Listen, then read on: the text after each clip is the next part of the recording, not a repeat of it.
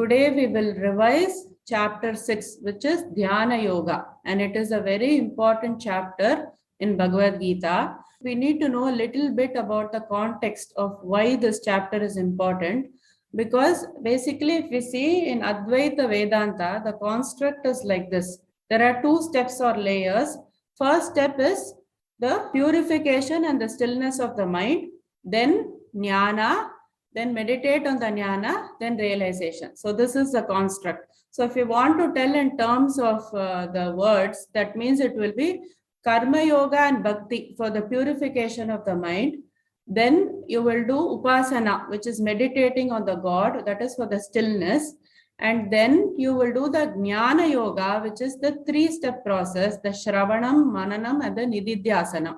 Shravanam is just listening to the scripture like we do here. Mananam is finding a competent teacher and then go and ask the doubts. Maybe whatever you learned, you need to clear your doubts. That is mananam. And nididhyasanam is contemplating on this truth of what you have learned in the scripture. So this is the construct of this, the whole process, spiritual process. And if we take an analogy of like a student, so there are two students in the class and these students are learning maths, for example. So which student will fare better? The one who doesn't have diverse thoughts. That is, he has a pure mind, he has an open mind, and he has focus in the class. This student will fare much better than the student who is not open to learning, who has very much diverse thoughts and is not focused, correct? So first of all, the preparation is for the purity and the stillness of the mind. Like we always talk about a lake. The lake should not have the muddy water. That means it should be pure. Then it should be still as well. There should be no ripples in the water. Then you can see below. You can see what is below. Such is what we are trying to cultivate to get the realization. So the purity of the mind, it can be obtained through karma yoga, through bhakti. All these processes help in the purity of the mind. Then we also meditate on the God, Ishvara, Saguna Upasana, which will give the stillness of the mind. So these two, in a still mind, if you put some knowledge, then it leads to immediate realization. If you put the knowledge in a mind where it is not pure or still, it will produce no results. So you put the knowledge, you clear the doubts, you meditate on this truth of what you learned in the scriptures like Bhagavad Gita, Upanishad. You meditate on that to remove your contrary tendencies, to remove your contrary understanding, and then you will realize the truth. And the removal of ignorance is the last step. So after you prepare your mind, removal of ignorance, which will lead to the awakening. So that is the construct. So here what are we talking about is nididhyasana. We are not talking about the upasana, which is the mental worship of the God. We are talking about nididhyasanam, wherein you have listened to the truth, you know the qualities of the Atma and the Brahman, then you have cleared your doubts. You have to meditate on the qualities of this Brahman. So that is what is called the Vedantic meditation. When you are meditating on the qualities of the Nirguna Brahman, that is the nididhyasanam, and that is being talked about here. Let's start from the beginning. Shri Bhagavan Uvacha Anashritah Karma Phalam Karyam Karma Karoti Yaha Sasanyasi Cha Yogi Cha Na Niragnir Na Chakriyaha. So what is happening here? Krishna starts to talk about the dhyana. So he talks about dhyana in these 4 steps that we saw already.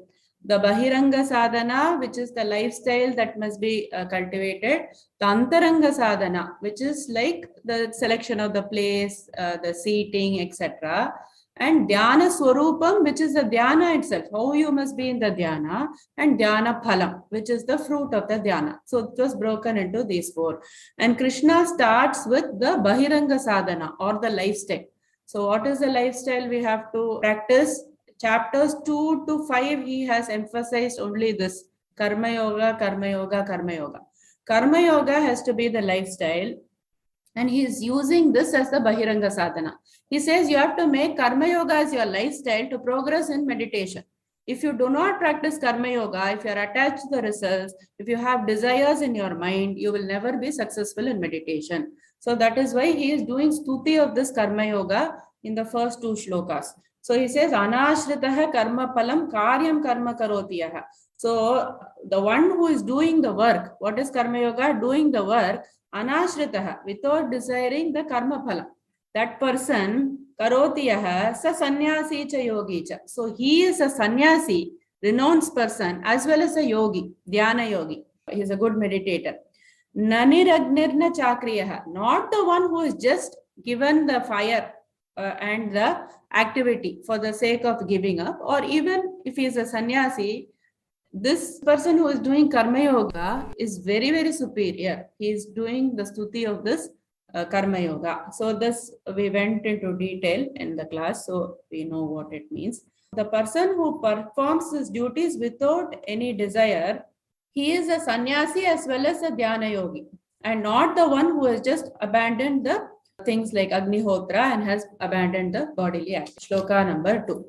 Yam sanyasamiti prahuhu yogam tam vidhi pandava nahya sanyasta sankalpaha yogi bhavati kaschana.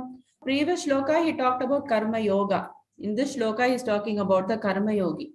So he is saying yam sanyasam iti prahuhu. The thing which you know as renunciation, that they say is renunciation, yogam tam vidhi pandava. It is the same as the yoga, it is same as the dhyana.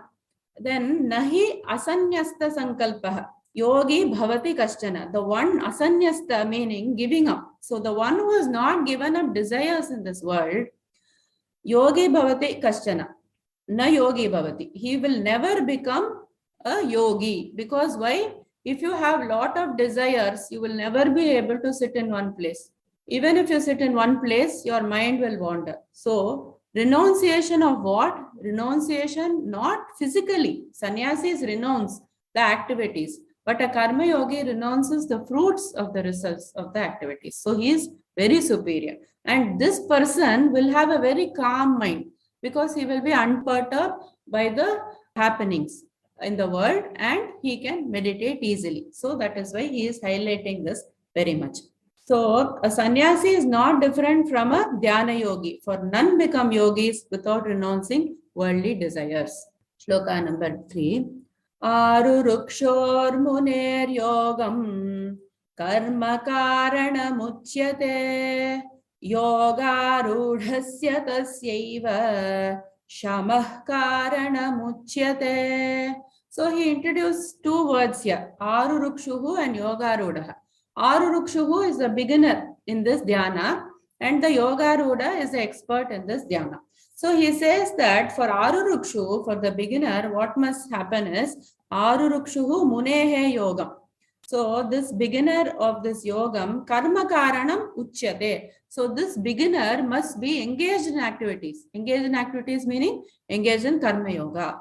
And then yoga rudasya tasyaiva shamak karanam uchyate. So once he is doing karma yoga, he has subdued his desires, he is elevated in this dhyana yoga, then what he must do is abandon the activities. So for a beginner, activity through karma yoga. For an expert, renunciation of activities.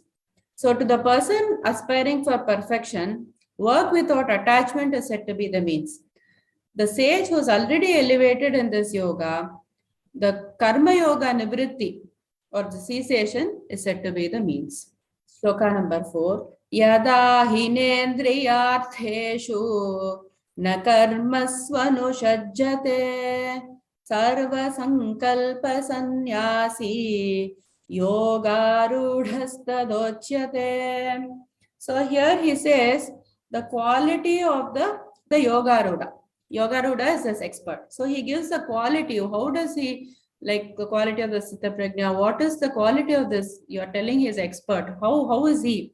So he says yadahi nendriyarteshu. So when he indriyarteshu, he doesn't have attachment for the objects of desire, what come through the indriyas or the sense organs. Na karmasu. He is not overly addicted to action either.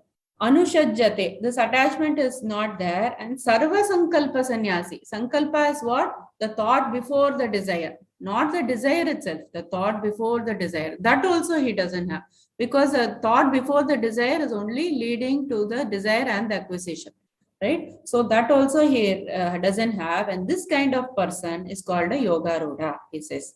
So when one is neither attached to the sense objects nor the actions, that person is said to be elevated in this yoga, having renounced all desires for the fruits of the actions.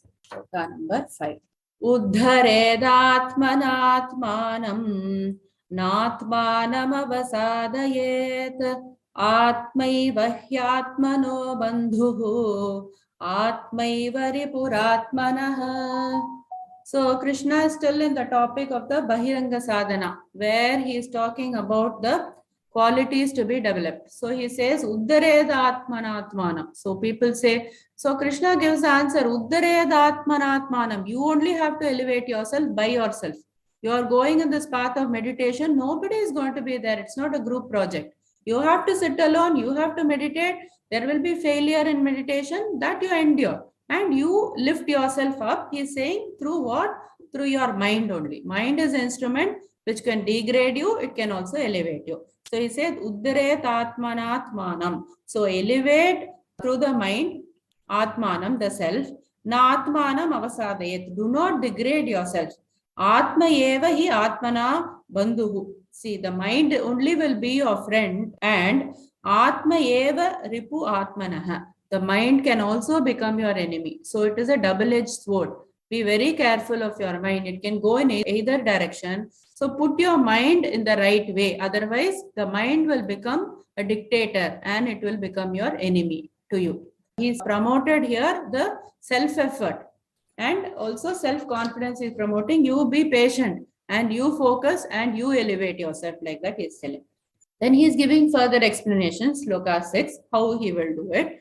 So he says, Shloka 6, Bandhuratmatmanastasya yenatmaivatmana jitah anatmanastu shatrutve vartetatmaiva shatruvat. So what he says, for whom this mind becomes a friend, for whom this mind becomes an enemy is a question. Bandhuhu atmana tasya. The mind will be the friend for whom Yenatma eva atmana jitah. So if you have conquered this mind and body, then the mind becomes a friend. You have to conquer it. Then it will become the friend. And then anatmanaha shatrutve varteta atma eva shatruvat. So for the person who is having the unconquered mind and body, it will become the enemy, shatruvat. So what is the key takeaway here? You should conquer your mind and body. Only then it will become your friend. If you leave it to be like however it is, okay, my mind is going here, my body is asking for different things, it will go in that way only. Conquer it and make it your friend. So he says, for those who have conquered the mind, it is their friend. For those who have failed to do so, the mind works like an enemy. Shloka 7, Jitatmanaf prashantasya paramatma samahitah Shitoshna sukha dukkeshu tatha manapamanayoh. So we said that this 7 to 9 are very important shlokas. It is a dhyana phalam. Like how this person, what happens to the person who has done all these things? The yoga ruda who has put in so much effort and practice, and he's conquered his mind and body, what happens to him? So these will be the qualities that he will have. That jitatmanaha prashantasya. So the one who has conquered his mind, and prashantasya, he is very peaceful because he is doing the dhyana, right, every day. And paramatma samahitaha, the God or the Brahman becomes evident to him. Because what did we say? We need purity of mind, we need the peaceful and the still mind. Only these two qualities, if it is there, then what happens?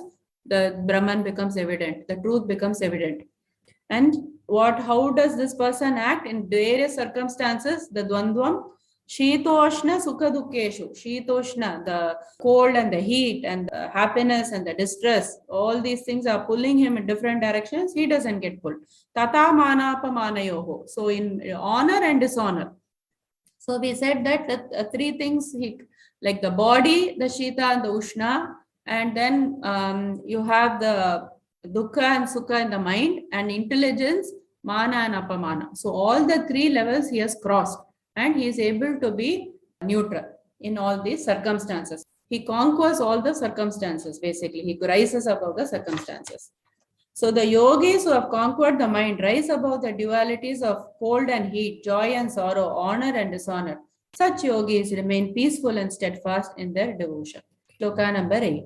Jnana vijnana triptatma kutastho vijitendriyaha yukta ityuchyate yogi samaloštashma kanchanaha.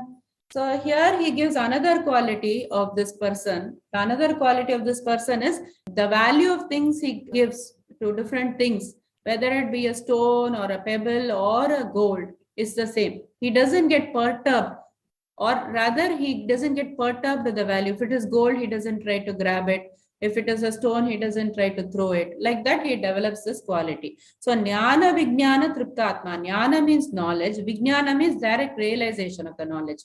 So both he has, this person. And triptatma, he is the one who is fully satisfied. Kutastaha, he is undisturbed. Vijitendriyaha, he has conquered his senses. This point always repeated. Vijitendriyaha, person who has conquered his mind. So Krishna keeps emphasizing. Yukta iti uchyate yogi. So he is constant communication with the Supreme. Because of all these qualities, he is said to be the yogi, the true yogi. Samaloštashma kanchanaha. He looks equally to a soil, to a stone, and a kanchanaha gold. So he has an equal vision for everything, or rather he doesn't get perturbed with the value of these things. So yogi who is satisfied by the knowledge and the wisdom, and having conquered the senses, remains undisturbed in all circumstances. They see everything, dirt, stones, and gold, as the same. Then shloka number 9. Suhrun mitraryudasina madhyastadveshya bandhushu sadhushvapi cha papeshu samabuddhir vishishyate. So here he says that the third jnana palam he is giving is that he is equanimous with all the people. Other people may look at him as an enemy. Other people may look at him as a friend. But he doesn't have those discriminatory tendencies towards his people. So suhrit, towards a well-wisher, mitra, to a friend, ari, enemy, udasina, neutral people, madhyastha, mediator, dveshya, the person who hates him, bandhushu is the relatives, sadhuhu, the pious people, papeshu, the sinner, samabuddhihi vishishyate, he doesn't discriminate them. So the yogis look upon all well-wishers, friends, foes, pious, sinners with impartial intellect. The yogi who is of equal intellect towards friend, companion, foe, neutral among enemies, relatives, and impartial between the righteous and the sinful is considered to be distinguished among humans. Then shloka number 10. Yogi yunjita satatam atmanam rahasi sthitaha ekakiyyata chittatma nirashira parigraha. So here he says he is going to the antaranga sadhana. What was antaranga sadhana? Which is the preparation for the dhyana. So he is giving some pointers how he should be. Yogi yunjita satatam. This person should always be absorbed in meditation. Atmanam, okay, with his mind. Rahasi sthitaha, in seclusion he should meditate, not in a busy place, not in a group.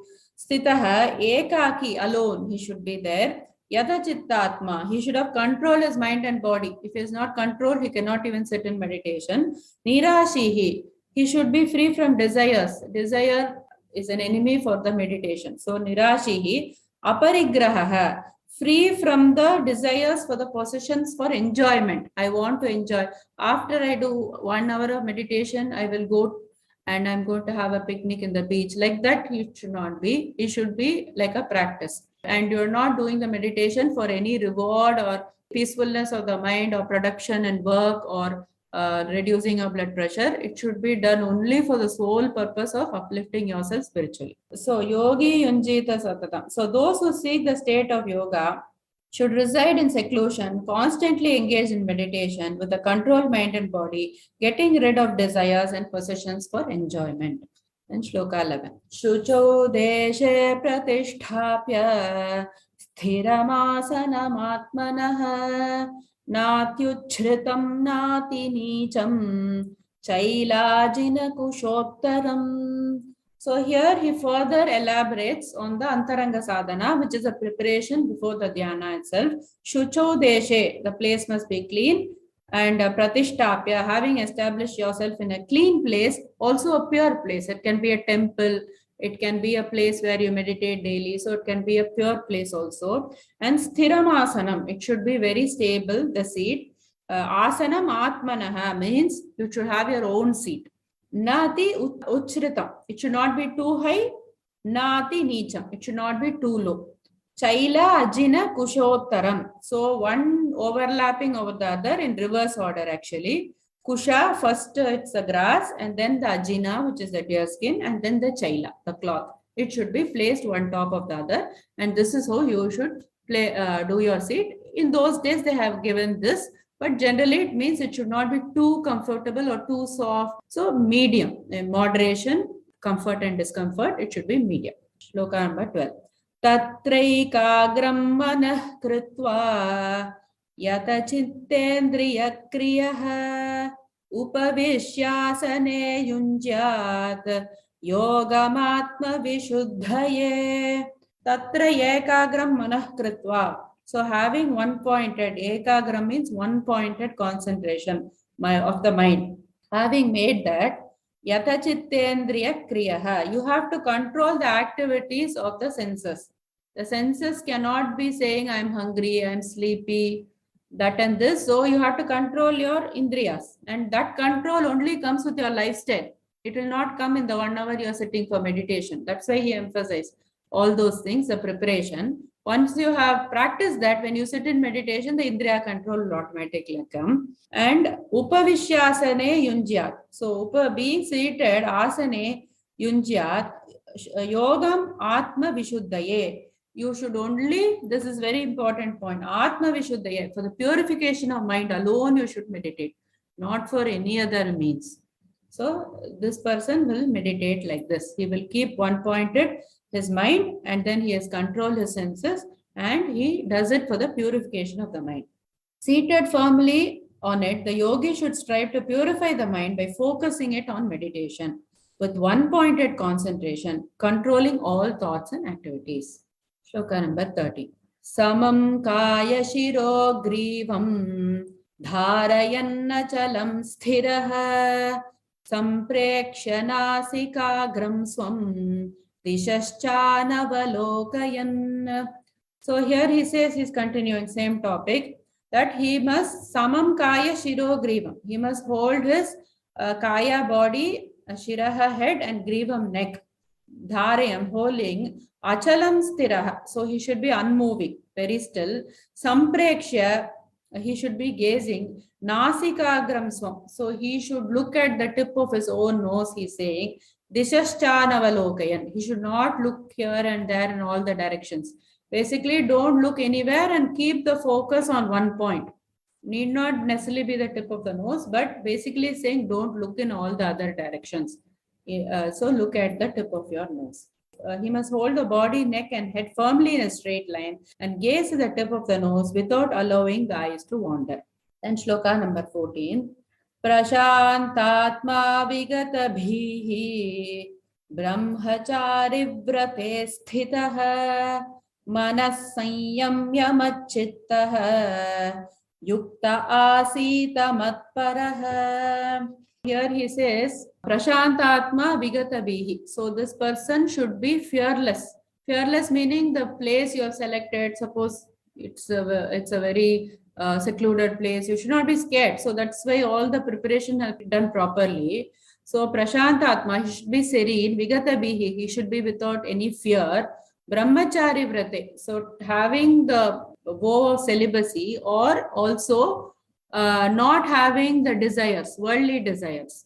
And sthitaha, so this person situated, manas sanyamya, so he has controlled his mind Matchittaha, he meditates on the Supreme, and Yukta Asita Matparaha. So he is having me as a supreme goal, Krishna is telling. So he's finishing the Antaranga Sadhanas. So thus with a serene, fearless and unwavering mind and staunch in the vow of celibacy, the vigilant yogi should meditate, having his mind on the supreme goal. So he finished the topic of Antaranga Sadhanas here. He talked about the Desha, the place, the Kala, the time, Asanam, the state, and Sharira Sthitihi, the posture of the body. Then he talked about Indriya Nigraha, withdrawal of the senses, Mano Nigraha, withdrawal of the mind. Also, other things were implied. Everything should be basically withdrawn and it should be focused on the meditation. Shloka number 50.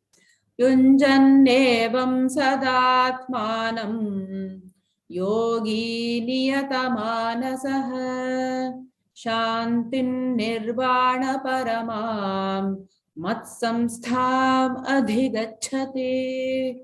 So he says that the person yunjannevam, so the person who is absorbed, united, sada, constantly, atmanam, with his mind, yogi niyatamanasah, with a disciplined mind, and shantim nirvana paramam. So this person gets the liberation from the material bondage and matsamstham adhigacchati. Then he abides in me, or he gets the supreme goal.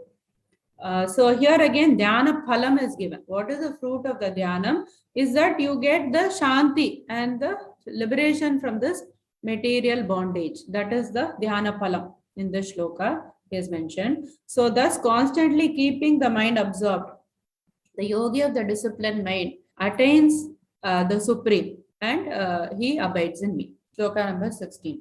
Natyashnatastu yogosti na chaikantamanashnatah na chati swapnashilasya jagrato naiva charjuna. So again, Krishna is going back to Bahiranga Sadhana. We said that all this will be mixed up in this whole chapter. So he is going back to Bahiranga Sadhana. The Bahiranga Sadhana he is talking about is moderation. How we should lead our lifestyle is moderate. Neither too much nor too less. Na ati ashnataha. So the person who eats a lot, tu yogaha asti. So that person, however, na cha ekantam at all, or person will not eat at all. Anashnataha, he will totally abstain from eating. Na cha ati swapnashilasya, or the one who sleeps a lot, or one who will be awake a lot, jagrataha, eva cha Arjuna. So no, you should not do. Na is preceding, so don't do these things, he's saying. So, O Arjuna, those who eat too much or too little, or eat too little, sleep too much or too little, cannot attain success in dhyana. If you do not have a moderate lifestyle, you will not be successful in dhyana, he's saying. Then he will continue again. Yuktahara viharasya, yukta cheshtasya karmasu, yukta swapnavabodhasya, yogo bhavati dukkhaha. So here he is continuing. He is saying that yukta ahara viharasya. So those who are moderate in eating, viharasya, in recreation also, not too much recreation, not something that is all work and no play, not that kind of situation also. And yukta cheshtasya karmasu. He is balanced in work also. He is not a workaholic. And yukta swapna avabodhasya. So in sleep and wakefulness, swapna avabodhasya, in sleep and wakefulness is regulated. Yogi bhavati dukkhaha. So a person practices moderation in this way, the yoga, dhyana yoga, which is a remover of sorrows, will happen very easily for such a person. So those who are temperate in eating and recreation, balanced in work and regulated in sleep, can mitigate all sorrows by the practice of dhyana. Shloka number 80. Yada viniyatam chittam atmanyevavatisthate nisprihah sarvakamebhyah yukta ityuchyate tada. So here he says that again 18 to 19 he is talking about the dhyana swarupam, which is what? Dhyana itself, how this person is practicing. Other lifestyle he is following, then he prepared everything for the dhyana. But dhyana is the main thing, right? How to do that? So he says here, yada viniyatam chittam. So what should be controlled? The mind. The mind is the tool. It is the sword and it is the one which will help you progress. So the mind is controlled, he said it has become your friend. So with such a mind, when you are doing dhyana, viniyatam, fully controlled mind he has, chittam, atmani eva avatishtate, stays in this dhyana only. And nisprihaha, he is free from cravings. And sarva kamebhyaha, so all the sensory pleasures also he is not interested. Yukta iti uchyate tada, so he is situated in perfect yoga, that it is said. So that is how you should practice the dhyana, he is saying. That quality should be there and you should be focused in the meditation. Through discipline, those who learn to withdraw the mind from selfish cravings and revert it on the unsurpassable good of the self, such persons are said to be in dhyana and are free from all yearnings of the senses. Shloka number 19. Yatha deepo nivatastha negate sopama smruta yogino yata chittasya yunjato yogamatmanah. So beauty of Bhagavad Gita is Krishna will give examples. So to help us to visualize what he is talking about. So here he gives the analogy of a lamp which is in a place where there is very less wind or maybe it is covered. So yata deepaha nivatastaha. So the deepa, the lamp, nivatastaha means it is in a windless place. Na ingate, it will not flicker. If there is less wind, it needs little wind to burn, but it doesn't need a lot of wind. So it will never flicker in such a condition. Sa upama. So this analogy is given, smrita. So it's considered yoginaha yata chittasya. A person whose mind is disciplined in such a way, his mind will not be flickering here and there. Yunjataha yogamatmanaha. So this person is steadily practicing this dhyana and his mind is steady on the meditation of the Brahman. So just as a lamp is in a windless place does not flicker, so the disciplined mind of the yogi remains steady in meditation of the self. Then shloka number 20. Yatro paramate chittam niruddham yoga sevaya yatra chaivatmanatmanam pashyannatmani tushyati. So here 20 to 23 again he is switching back into dhyana phalam, or what will be the fruits of this person who has elevated himself in this dhyana. These shlokas also we said are very important. So he gives 7 phalams and he says yatra uparamate chittam. So the person who has done this dhyana, uparamate, he rejoices only in his internal self, chittam. Niruddham yoga sevaya, by the practice of this dhyana. Yatra chana eva atmana, when eva atmana, by the purified mind, atmanam pashyati atmani tushyati. He only rejoices in himself. Atmanyevatmana tushtaha, that Sthita Prajna Lakshana, he has got that. He is observing that. He is only rejoicing in his own self. He doesn't need any objects or people to make him happy. Nobody needs to praise him or nobody needs to give him good food or clothes or anything. So he is rejoicing in his own self. So when the mind restrained from material activities becomes still by the practice of dhyana, then the yogi is able to behold the self through the purified mind and he rejoices in the inner joy. So here we said that the 2 qualities it's been talked about is chitta uparamaha, is the full peace of mind he will get, and atma tripti, contentment of the mind he gets. So 2 qualities mentioned in shloka number 20. Peace of mind and contentment of mind. Shloka number 21. Sukham atyantikam yattat buddhigrahyam atindriyam deti yatra na chaivayam Sthitaschalati tattvataha. So he continues with this dhyana phalam topic only. Sukham atyantikam. He'll get limitless happiness. What happiness we are getting materially is all gone in few seconds or minutes or in a day. But he gets a limitless happiness. Yattat buddhi grahyam atindriyam. He is transcended the senses. His intellect is also focused in one place. Veti yatra na chaivayam. Sthitaschalati tattvadaha.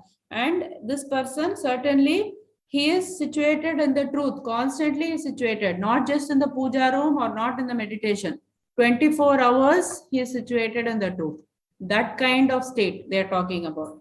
In that joyous state called samadhi, one experiences supreme boundless divine bliss, and thus situated one never deviates from the eternal truth.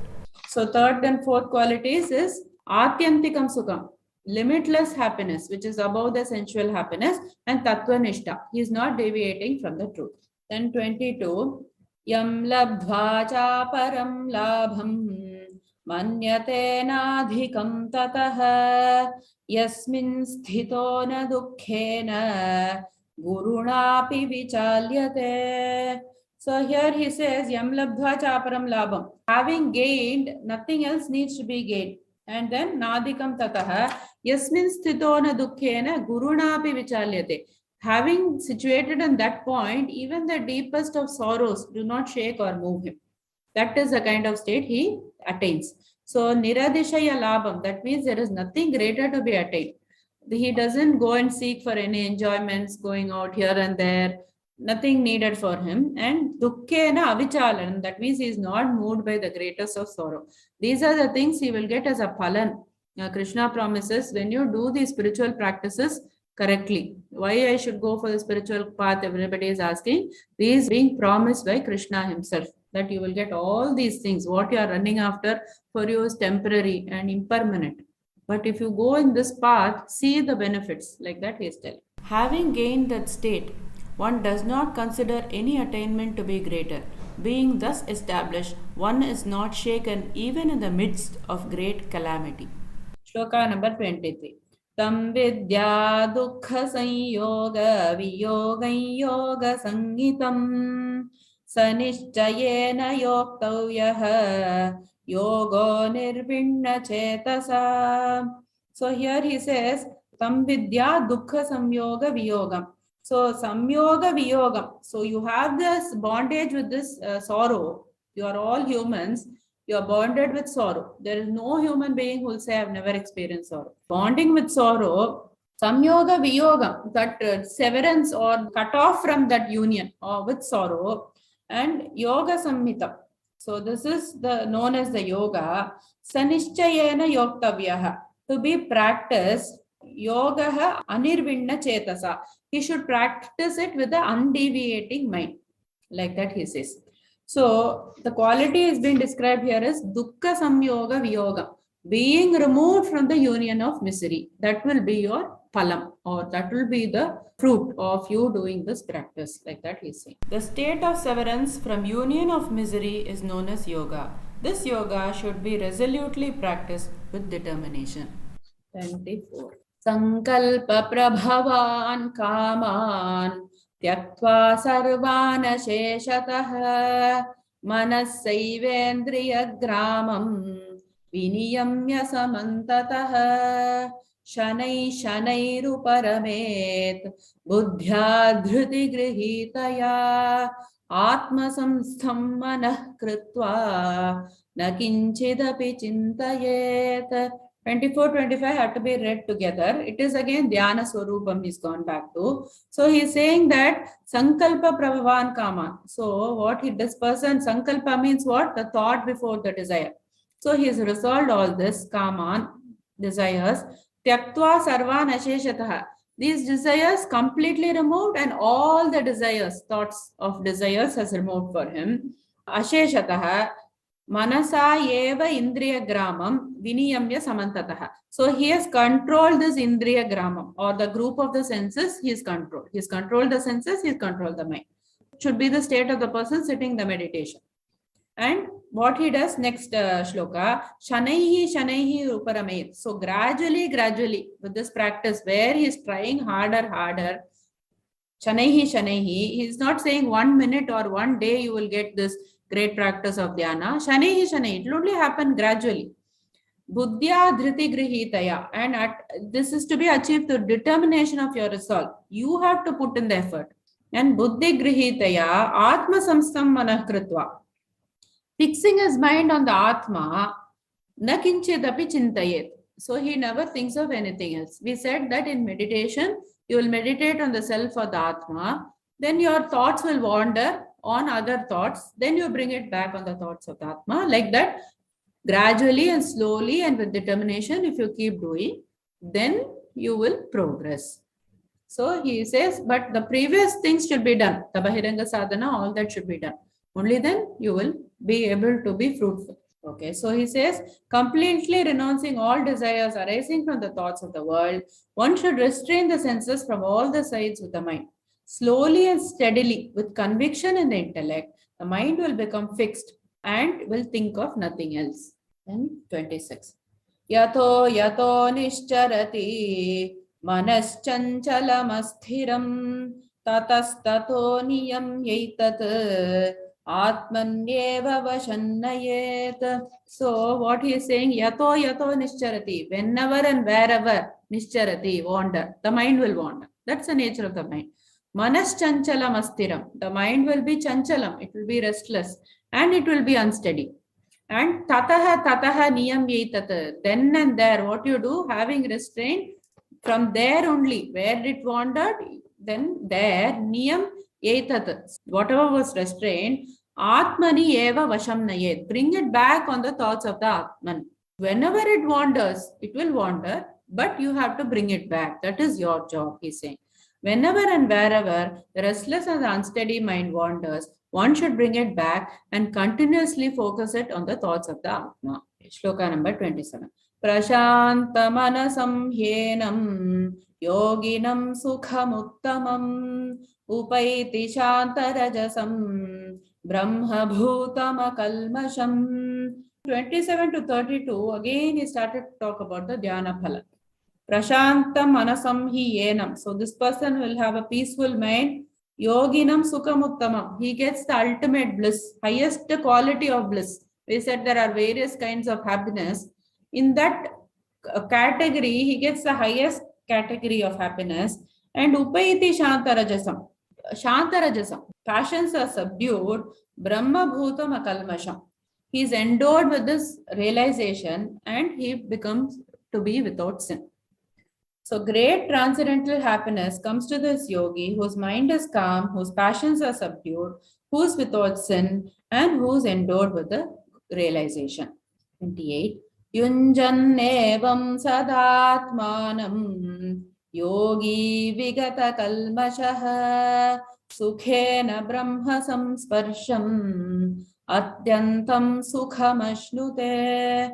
Yunjan evam sadatmanam. So always you have to be united with this, not just for half an hour a day, or constantly the thoughts of this. Atmanam, yogi vigata kalmashaha, the one who is freed from all the sins, sukhena brahma samsparsham. So this person gets in touch with the Supreme and atyantam sukhamashnute. He gets the highest happiness. Like that he is assuring. The self-control yogi, thus uniting himself with the Supreme, becomes free from material contamination and being in constant touch with the Supreme, achieves the highest state of perfect happiness. 29. Sarva bhutasthamaatmanam sarva bhutani chatmani ikshate yoga yuktatma sarvatra samadarshanaha. So this is important shloka. 29 to 32 we said is very important. And then he talks about the Atma Darshanam in 29. So how does this person behave? Sarva bhutastam atmanam. He thinks that his Atma is situated in all the living beings. It is the same. And sarva bhutani cha atmani. So in himself is the projection of all the living beings. And ikshate yoga yuktatma. So yoga yuktatma, he is situated in the truth. Sarvatra samadarshanaha. So he has this equanimous vision of everybody because he knows that it is the Atma everywhere. So like that he knows the truth. So he behaves this way in this world also, knowing this truth. So the true yogi, uniting their mind with the Brahman, see with an equal eye all living beings in himself and himself in all living beings. Then shloka number 30 is a continuation where he talks about the Ishvara Darshana. Yo mam pashyati sarvatra sarvanchamai pashyati tasyahanna pranashyami sachamena pranashyati. So he says yahamam pashyati sarvatra. Same thing he replaced with God. So the one who sees God everywhere, if he couldn't see the Atma, if he couldn't get to that truth, he sees God everywhere. That is also a way of living. He sees God in everything and everywhere. Sarvam cha mai pashyati. In God, he sees that everything has come out from God. So the other person also has come out from God. This thing has also come out from God. Like that, he behaves in this world in that way. Tasyaham na pranashyami. I will never be lost to this person, because people think that doing only 1 hour or half an hour like that is what is spirituality. No, he says live your life spiritually. That means what?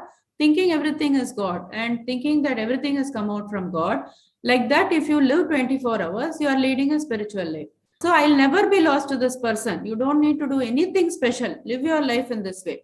Tasyaham na pranashyami saha cha me na pranashyati. So I will not be lost to him. He will also be not lost to me. For those who see me everywhere and see all things in me, I am never lost, nor are they ever lost to me. 31. Sarva bhuta sthitam yo mam bhajatyekatvamasthitah sarvatha vartamanopi sayogi mai vartate. Sarva bhutastam yaha mam. So the person who knows that I am the one situated in all the living beings, that means he knows the truth. So ekatvam. So he is established in unity with me. Sarvata vartamanopi. He is engaged in all kinds of activities. He is doing things for his family. He is doing all the things in this world. But sayogi mai vartate. This yogi always dwells in me because he is living his life spiritually. He doesn't separate spirituality and life. He is living a spiritual life. So that kind of a person only I endorse, he is saying. He knows that I am the one living in all the living beings. So nobody is different from anybody. Shloka number 32. Atmaupam yena sarvatra samam pashyati Arjuna sukham va yadi va dukkham sayogi paramo matah. This is also a very important shloka where he says that how this jnani will behave in the transactional world. Now the question everybody has is, oh, if I go in spiritual path, I will be so detached and I will never be empathizing with, I will not be close to anybody, I will be cold-hearted, like that. It is not the quality of a jnani. That is what Krishna is clarifying. The jnani will not say, oh, you are only Atma, why are you sad? Like that, he will not tell to somebody who comes and tells him he has a problem. What he will say is, Atmaupam yena sarvatra. Similar to oneself only, he will regard the other person also. Samam pashyati Arjuna. So he will look at that person with a very human way, not like he'll say, be very detached and say, okay, it is only the Atma, why should anybody have sorrow? Like that, he will not talk tattva or logic. Like that, he will interact in the human plane also in a very compassionate, he'll be more compassionate. Jnani will be more compassionate and more empathetic. The more detached you are, you can become more compassionate and empathetic. But people think that it is opposite, which is not true. That is what Krishna is telling here. And then shloka number 33. So we are going to another topic. All these 4 topics of the Bahiranga sadhana, the lifestyle, Antaranga sadhana, preparation for dhyana, dhyana swarupam, which is the dhyana itself, and the dhyana phala, which is the fruit of dhyana closed. So now Arjuna has one doubt like all of us. Arjuna vacha yogam yogastvaya proktah samyena madhusudana etasyaham na pashyami chanchalatvat sthitim sthiram. So Arjuna says that, okay, Krishna, what you're saying is absolutely fine, but because the mind is very unsteady, I don't think what solution you're telling that everything will have equal value, people look at everybody the same, all that is not practical in real life. Arjuna is telling. Arjuna vacha yaha ayam yogas tvaya proktah. So what you told, the Samyena Madhusudana, what equanimity you told, O Krishna, tasyaham na pashyami chanchalatva sthitim sthiram. So I do not see pashyami, sthitim sthiram is the practical solution or the continuance of this solution because of what? Chanchalatva, because of the restless of the mind. My mind is restless. Krishna, I cannot practice the samatvam, what you are telling. I don't think it is a solution. Arjuna said, the system of yoga that you have described, O Madhusudana, appears impractical and unattainable to me due to the restlessness of the mind. Then 34, Chanchalam himanah Krishna pramathi balavadridham tasyaham nigraham manye vayoriva sudushkaram. So he says that, look at this, my mind or everybody's mind, Chanchalam himana Krishna, it is Chanchalam, it is restless, Pramati, it is turbulent, Balavat, it is strong, and it is Dridam, it is obstinate. Tasyaham nigraham manne. That, like, I think that control of this mind is as difficult as vayoho iva sudushkaram, like the wind. How can the wind be controlled easily? Like that I feel, he says.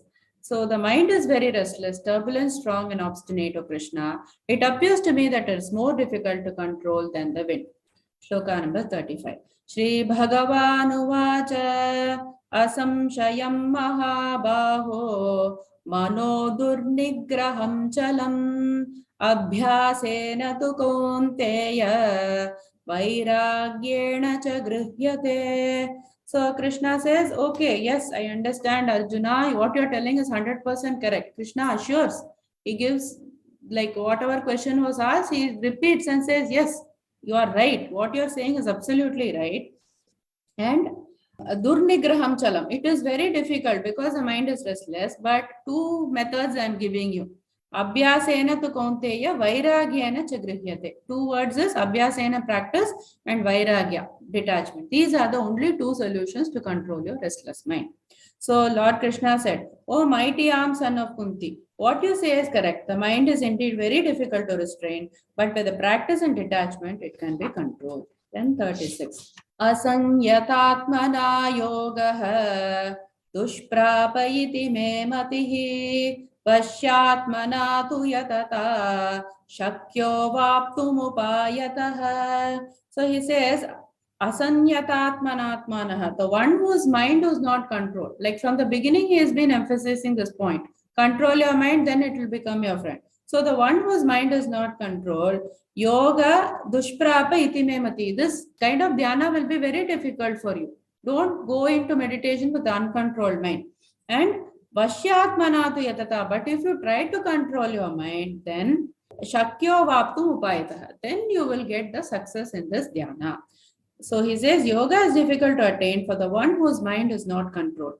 However, those who have learned to control the mind and who strive earnestly by proper means can attain perfection. This is my opinion. That's what he says, it's my opinion. Very humbling. Then 37, Arjuna has another doubt.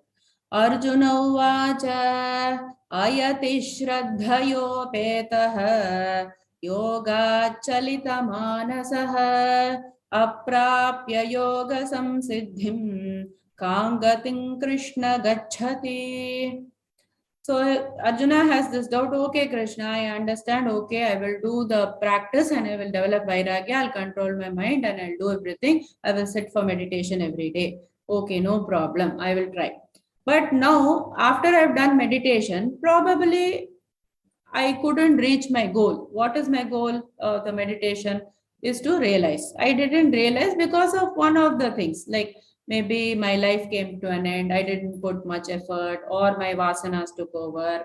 So there were so many reasons, or some obstacles came in my way. So what can I do? Then will I lose everything? Because I'm not doing my karmas, I'm not doing charity, I'm not doing anything also, I'm not getting any punyas.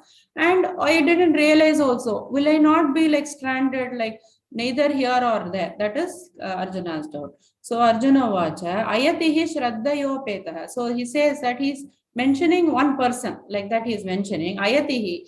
He's not put the full effort, but he is endowed with full faith. Yoga chalita manasa, but he got deviated from this yoga. Aprapya yoga samsid, couldn't attain the perfection in this.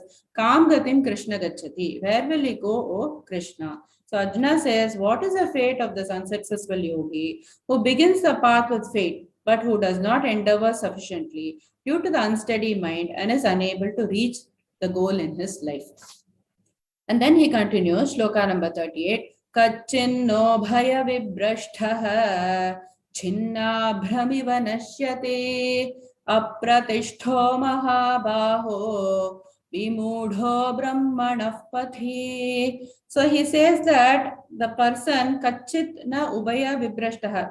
This person who is deviated from this path, he is giving another example here, very beautiful example. Chinnabram iva nashyati, like a cloud which separates from the flock of clouds, then it will deteriorate. Like that, this person will get deteriorated, O Krishna. Apratishto mahabaho, he will have neither place to put his leg on. Vimudaha brahmanapati, so he will be deluded in both the paths. He says, does not such a person who deviates from this yoga get deprived of both the material and spiritual success, O mighty arm Krishna, and perish like a broken cloud with no position in either sphere? Then he continues again, same topic. Ye tanme samshayam Krishna chetumarhasya sheshatah twadanyas samshayasyasya chetana hyupapadyate. So he says, Arjuna has got the best teacher in the world. So he says, oh Krishna, only you can clear my doubt. Chetum arhasi asheshatah. Completely you can clear my doubt, because Twadanya samshayasyasya, no other person can clear the doubt. You are the only one who is fit to dispel these doubts. Because in chapter 4 and all, we saw that Krishna has told what he is. He is an avatara. So only he is fit to completely clear Arjuna's doubt. So Krishna, please dispel this doubt of mine completely, for who other than you can do so? So Krishna gives the answer. Shri Bhagavan uvacha पार्थनैवेह नामुत्र विनाशस्तस्य विद्यते न हि कल्याणकृत् कश्चित् दुर्गतिं तात गच्छति. So he says, Partha, O Arjuna, na eva iha na amutra. So not here also, iha amutra, in the next world also, the next janma also, the next world also, vinashastasya vidyate, very reassuring. He will never get a destruction. Because why? Nahi kalyana krit kaschita. The one who has gone in the spiritual path, durgatim tata gachati, he will never get the evil destination. This is so reassuring, this statement from Krishna. So the doer of good never comes to grief. He will never get anything bad in this life or in the next life. So you should go in the spiritual path. Like that he is assuring. O Partha, neither in this world nor in the next is there any destruction for him. For the doer of good, O my son, never comes to grief. And he uses the word Tata, which means son, as affectionately. Then 41. Prapya punyakritam lokan ushitva shashwati samaha shuchinam shrimatam gehe yoga bhrashto bhijayate.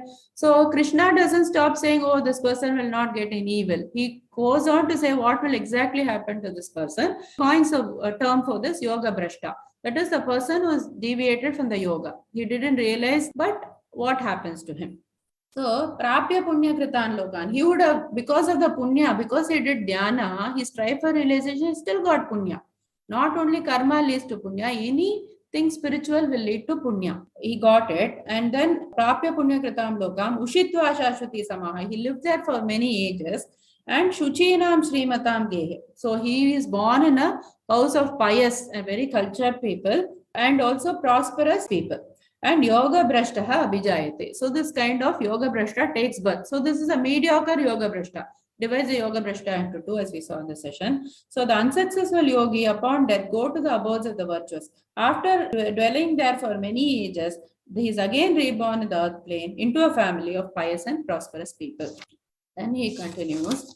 Athava yoginameva kule bhavati dhimatam ye tadbhidurlabhataram loke janma yadidrisham. So he says, otherwise, if they were more elevated than that, and that person had developed more detachment, then what happens? This highest level of yoga brashta, kule bhavati dhimatam. He is born in a family of enlightened or renounced or very pious or detached people. And this kind of birth is very difficult. Durlabha taram. Loke janma yati drisham. So like this, the birth is very difficult. And from there, he strives even more, he will say. So in the shloka, he says, else if he developed dispassion due to long practice of the yoga, he is born into a family endowed with divine wisdom. Such a birth is very difficult to attain in this world. 43. Tatra tam buddhi sanyogam labhate paurvadehikam yatate chatato bhuyah samsiddhau kuru nandana. So he further elaborates what will happen to this person. He didn't stop the topic there. He takes that tatra buddhi samyogam, then he will reawaken his own wisdom, because it is already there. One spark is enough for this person. Labhate pauradehikam, all the previous samskaras has come for him, and it will be ignited with no effort at all. Yatate cha tato bhuyah, but he will strive. He will strive. He will not let it go. He will strive. Tato bhuyah, again he will strive. Samsiddho kurunandana. He will strive for perfection, O Arjuna. So taking such a birth, O Arjuna, they reawaken the wisdom of their previous lives and strive even harder towards perfection. So the effort is made by this person only. Even though he had all that previous accumulation, the arrears, all the good things, this person has to strive. 44. Purvabhyasena tenaiva hriyate hyavashopi saha jignasurapi yogasya shabda brahmati vartate. So purva abhyasena, previous practices, they will come in this lifetime for him. Tenaiva hriyate hi avashaha, like us, so helplessly is being pulled, like we are all pulled helplessly into the samsara. He is pulled helplessly into spirituality. That will be the thing. If you have done so much spiritual practice, he'll be helplessly, he will automatically do all these things. Jignasuhu is inquisitive, and he has gone behind the Shabda Brahma, that is the Karma Kanda portion where it promises the results of action and the pujas and the yajnas. If you do this, you'll get that. That he doesn't care about. He only cares about his own realization.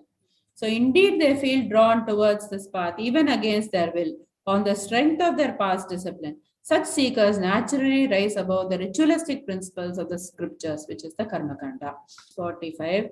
Prayatnadyatamanasthu yogi samshuddha kilbishah aneka janma samsiddhah tato yati param gatim. So he says prayatnat, with great effort. He doesn't leave this word effort. That has to be put by this person only. Prayatna dyatamanaha. He is endeavoring constantly. And yogi samshuddha kilbishaha. So this person purified from all the material desires from ragadvesha also. Aneka janma samsiddha. He attains the perfection after many births only, he is saying. Tato yati paramgatim. After that he attains the highest goal in life. So with accumulated merits of the many past births, when the yogis engage in sincere endeavor in making further progress, they become purified from the material desires and attain perfection in this life itself. Then this topic is closed. Then he is giving the stuti of this yogi, the dhyana yogi, why it is more superior. So tapasvibhyo dhiko yogi jnanibhyopi matodhikah karmibhyashchadhiko yogi tasmad yogi bhavarjuna. He is saying this person is even greater than tapasvibhyaha. Tapasvibhyaha means the upasaka, or the person meditating on the saguna Brahman or the God only.